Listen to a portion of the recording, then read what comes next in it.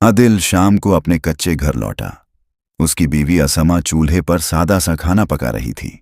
जब अकरम ने आहिस्ता से बैठते हुए कहा, असमा, मैं सोच रहा हूं कि शहर जाके काम तलाश करूं।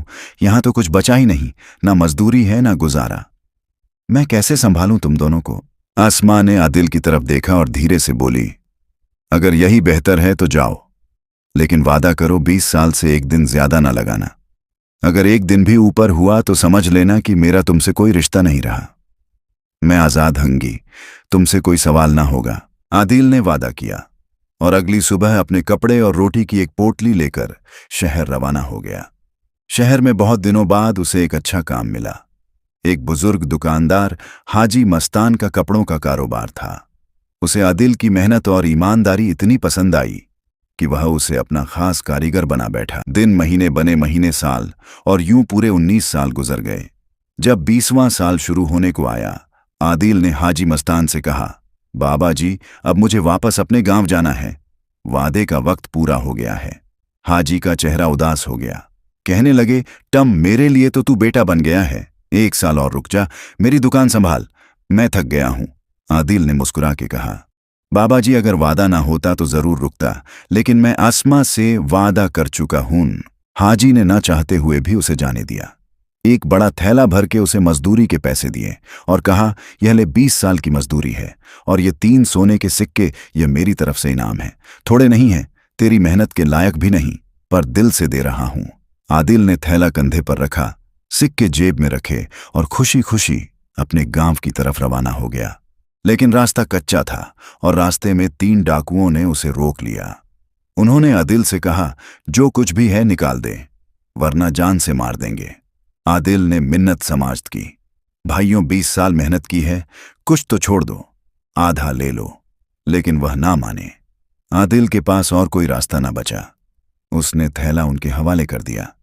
डाकू खुश होकर घोड़ों पर बैठे और गायब हो गए, मगर वो यह न जान सके कि आदिल की जेब में 3 सोने के सिक्के अब भी महफूज थे।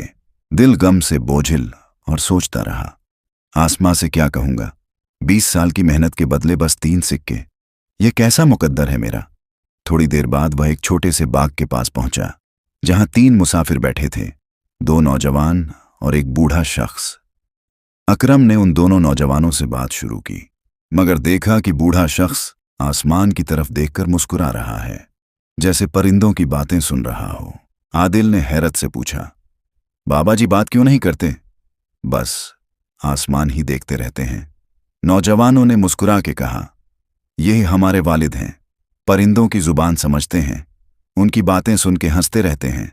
चौंका। उसे अंदाजा न था कि उसका असल सफर अभी शुरू हुआ है। आदिल ने नौजवानों से कहा, यह बाबा जी बात क्यों नहीं करते? जुबान से कुछ निकालते ही नहीं। उनमें से एक बोला, करते हैं बात, लेकिन उनकी हर बात की कीमत है। कैसी कीमत?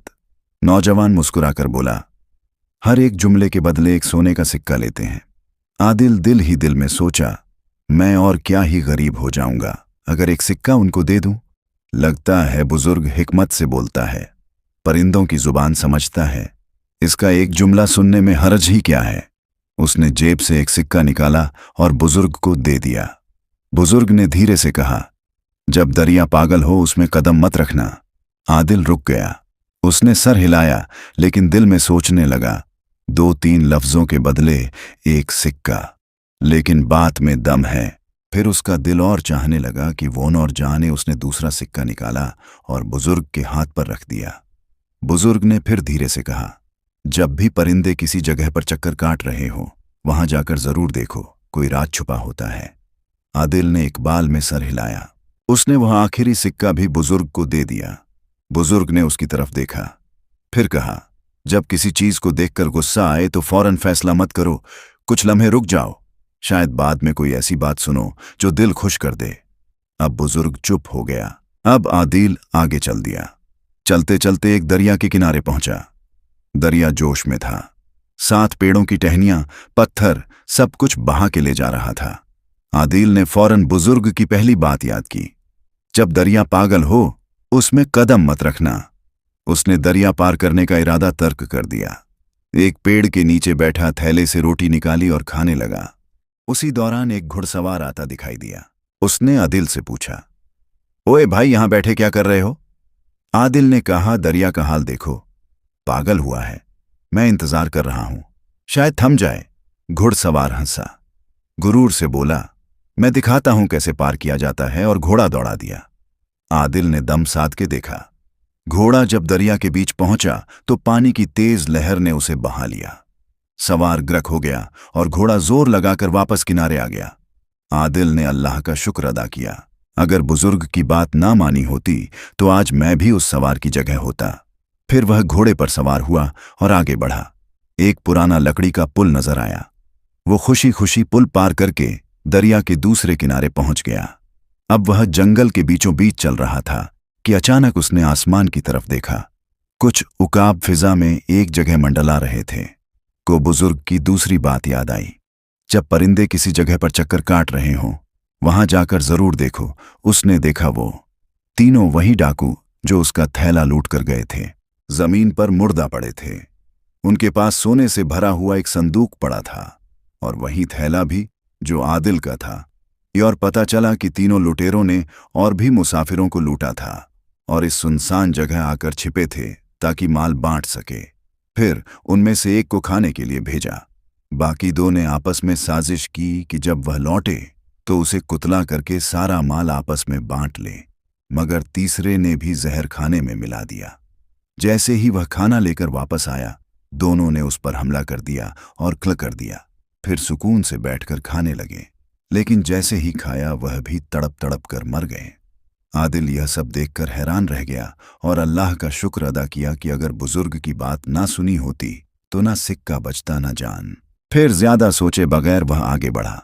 अपना थैला दोबारा उठाया, वही थैला जो 20 साल की मेहनत का नतीजा था। फिर वह संदूक लिया गांव की तरफ रवाना हो गया।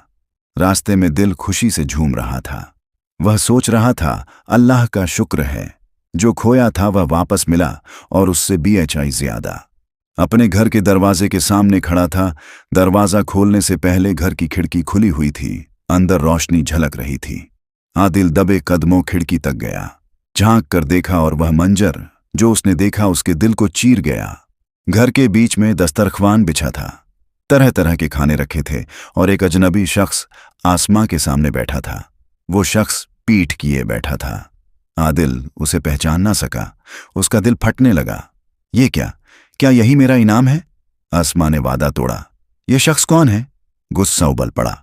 हाथ शाब खुद तलवार की तरफ गया, लेकिन अचानक उसे बुजुर्ग की तीसरी नसीहत याद आई। जब किसी चीज को देखकर गुस्सा आए तो फौरन फैसला ना करो, कुछ देर ठहर जाओ, शायद कुछ सुनने को मिल जाए जो तुम्हारे दिल को सुकून दे दे। आदिल रुक गया। कुछ लम्हों बाद वो नौजवान शख्स जो अस्मा के सामने बैठा था बोला, अम्मी, मैं कल रवाना हो रहा हूं। अब्बू के बगैर जीना बहुत मुश्किल हो गया है। मैं उन्हें ढूंढने जा रहा हूं। 20 साल हो गए, लेकिन मेरा दिल कहता है कि वह लौटेगा। यह सुनकर आदिल का दिल का गया, आंखें भीग गईं। ओह, यह मेरा ही बेटा है।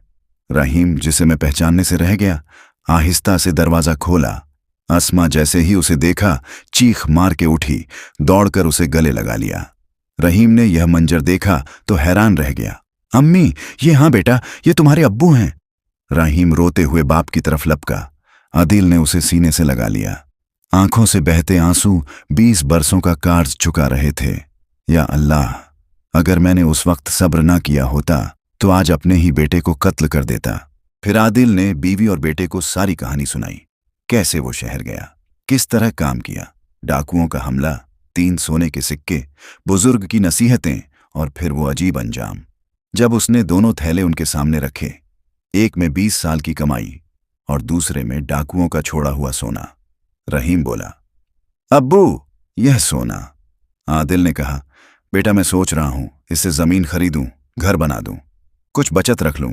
रहीम ने नरमी से कहा, अब्बू, यह सोना हमारे नसीब में नहीं, ये उन 3 लोगों के खून से जुड़ा है। वो सोना जिस पर किसी की बद्दुआ हो कभी सुकून नहीं देता। यह सोना सदका कर दें और जो आपकी मेहनत की कमाई है वही काफी है।